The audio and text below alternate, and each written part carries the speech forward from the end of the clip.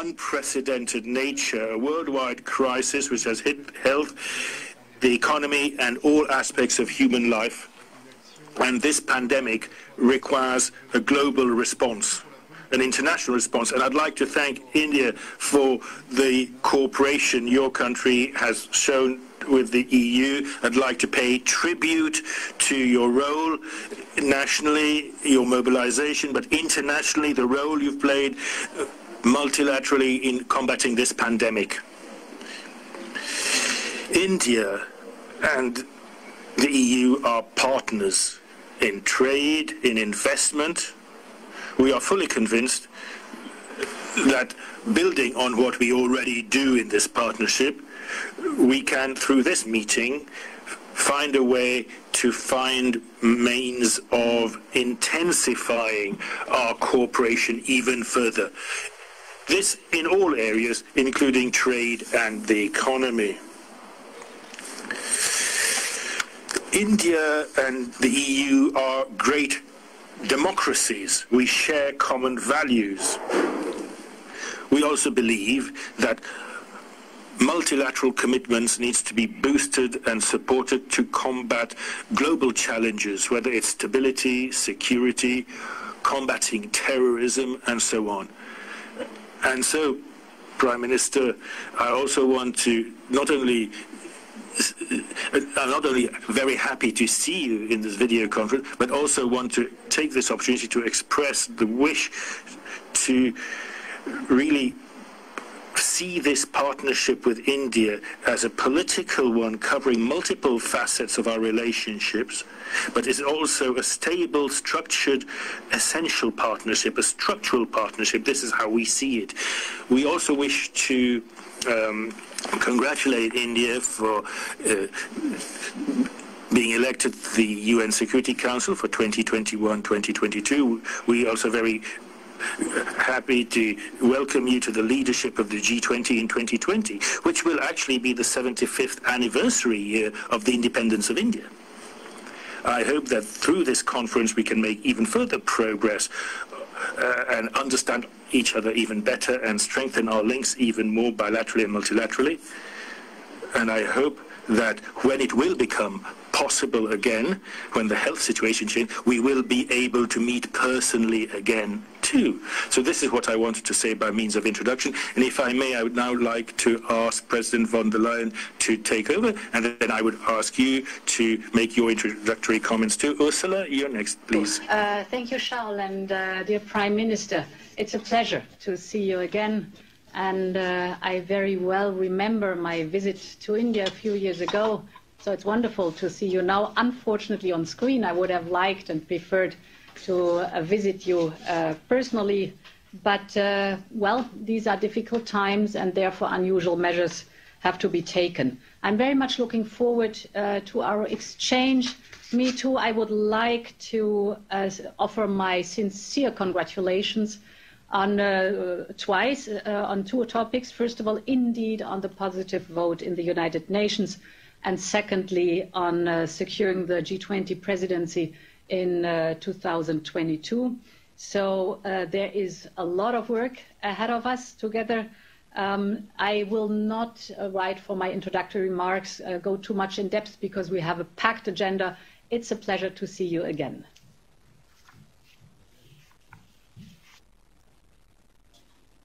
Excellency नमस्कार। कोविड-19 के कारण हमें मार्च में इंडिया ईयू समिट स्थगित करनी पड़ी थी। अच्छी बात है कि आज हम वर्चुअल माध्यम से मिल पा रहे हैं। सबसे पहले मैं यूरोपीय कोरोना वायरस के कारण हुई क्षति के लिए संवेदना प्रकट करता हूं। आपके शुरुआती रिमार्क्स के लिए मैं आप दोनों महाशयों का बहुत बहुत धन्यवाद करता हूं। आपकी तरह मैं भी भारत और ईयू के संबंधों को और विस्तृत और गहरा बनाने के लिए प्रतिबद्ध हूं। इसके लिए हमें एक दीर्घकालीन स्ट्रेटेजिक पर्सपेक्टिव अपनाना चाहिए। इसके साथ साथ एक एक्शन ओरिएंटेड एजेंडा बनाना चाहिए जिसे निर्धारित कार्यान्वित किया जा सके। भारत और ईयू नेचुरल पार्टनर है। हमारी पार्टनरशिप विश्व में शांति और स्थिरता के लिए भी उपयोगी है। यह वास्तविकता आज की वैश्विक स्थिति में और भी स्पष्ट हो गई है। हम दोनों ही democracy, pluralism, inclusivity, respect for international institutions, multilateralism, freedom, transparency जैसी यूनिवर्सल वैल्यूज शेयर करते हैं। कोविड-19 के बाद आर्थिक क्षेत्र में वैश्विक स्तर पर नई समस्याएं उत्पन्न हो गई। इसके लिए डेमोक्रेटिक राष्ट्रों के बीच अधिक सहयोग की आवश्यकता हम सब महसूस करते हैं। आज हमारे नागरिकों की सेहत और समृद्धि दोनों ही चुनौतियों का सामना कर रहे हैं। रूल्स बेस्ड इंटरनेशनल ऑर्डर पर विभिन्न प्रकार के दबाव है। ऐसे में भारत ईयू पार्टनरशिप आर्थिक पुनर्निर्माण में और एक मानव केंद्रित और मानवता केंद्रित ग्लोबलाइजेशन के निर्माण में महत्वपूर्ण भूमिका निभा सकती है। तत्कालीन चुनौतियों के अलावा क्लाइमेट चेंज जैसे लॉन्ग टर्म चैलेंजेस भी हम दोनों के लिए ही प्राथमिकता है। भारत में रिन्यूएबल एनर्जी के उपयोग को बढ़ाने के हमारे प्रयत्नों में हम यूरोप के इन्वेस्टमेंट और टेक्नोलॉजी का आमंत्रण करते हैं।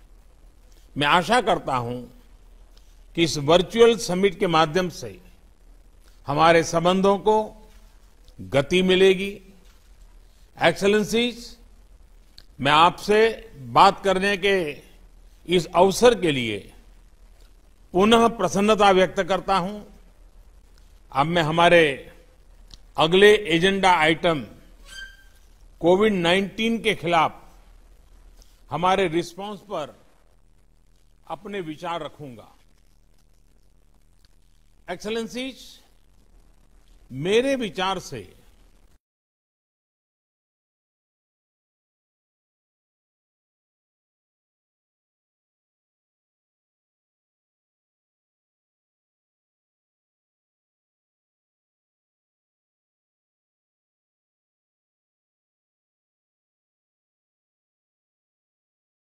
मानव केंद्रित ग्लोबलाइजेशन की आवश्यकता है। इस नए स्वरूप के ग्लोबलाइजेशन का फोकस देशों के बीच लेन देन से हटकर मानवता के साझा चैलेंजेस जैसे पेंडेमिक्स, क्लाइमेट चेंज और टेररिज्म उस पर केंद्रित होना चाहिए। इसी स्पिरिट से इस महामारी के दौरान भारत ने स्वयं के नागरिकों के साथ साथ अन्य देशों का भी ख्याल रखा है। अभी तक हमने लगभग 150 देशों को दवाइयां भेजी हैं। अपने क्षेत्र में एक साझा रिस्पांस बनाने का भी इनिशिएटिव लिया है।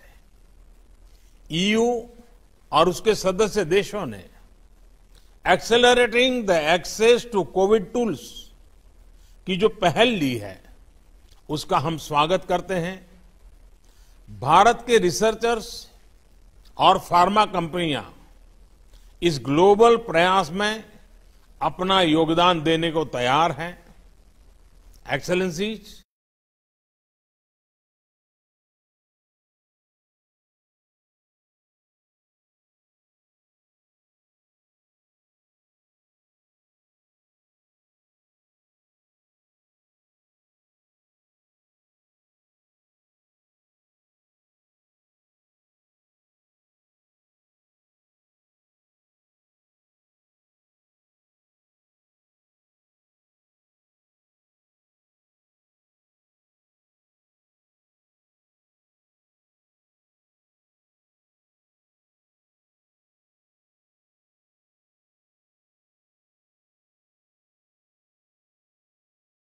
today.